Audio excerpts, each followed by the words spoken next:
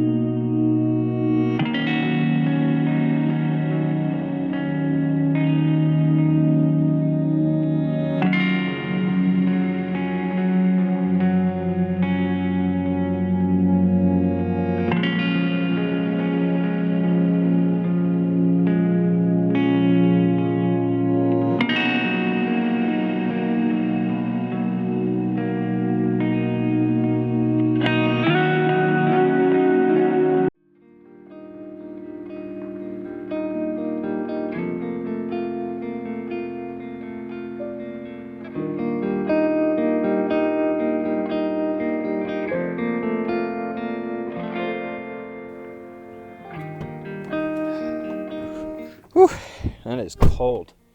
So the whole point, me looking at different cameras, the whole point of this is because I want to elevate my own creativity. One way that you can elevate your creativity, as a filmmaker, is to get some good music and sound effects. That brings us to today's video sponsor, which is Artlist. Artlist has been absolutely crucial to my own video work, not just these YouTube videos, but also my commercial projects as well that you don't generally see because they're kind of more behind the scenes things. But I also just recently finished up my very first short film, which is something that has been a huge goal of mine. And having access to Artlist's huge library of music and sound effects has been absolutely crucial for that. So the great thing about Artlist is that it's not actually just music. They have sound effects, they have AI templates, so you can type in a prompt and it can help develop a whole media library for that prompt. You have access to a ton of color grades, and they have AI voiceover as well. It is more than just your standard music licensing platform. And this is something that has just completely taken my content to the next level for both my personal stuff and my commercial stuff. And especially that short film that I mentioned that's going to be dropping on the 20th of December, it played a crucial role in just tying that all together. And obviously when I make a short film, when anyone makes a short film, you're basing it all around the score.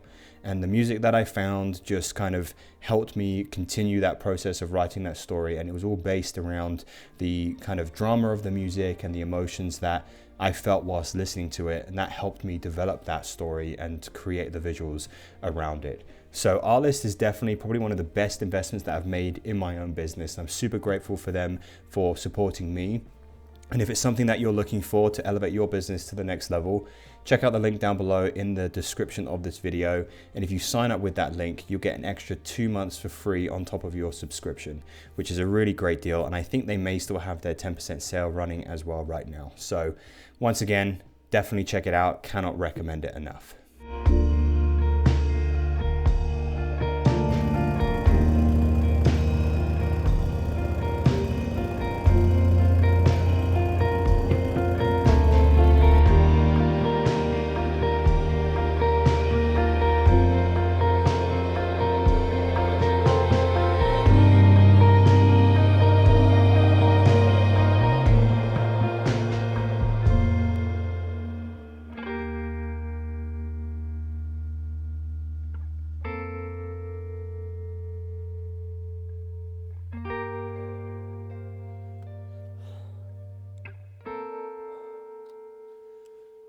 There's really something about the build of these cameras that I absolutely love, especially as I've been using the Leica Q2, Q3, whatever, for the whole year. I've kind of missed like a bigger camera. I've missed the more kind of tactile experience, and Fujifilm are really known for their tactile experience.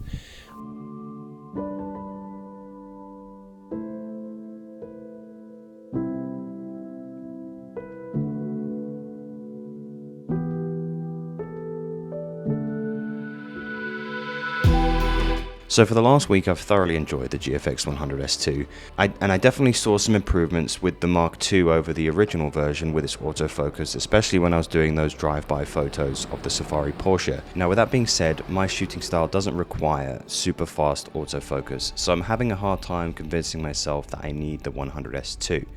But it all comes down to price and depending on what I can find on the used market, because the original version can be found for a really good price right now. And I really hope that this video has been helpful for people who are considering doing the same and just wanted some real world examples and photos with these cameras.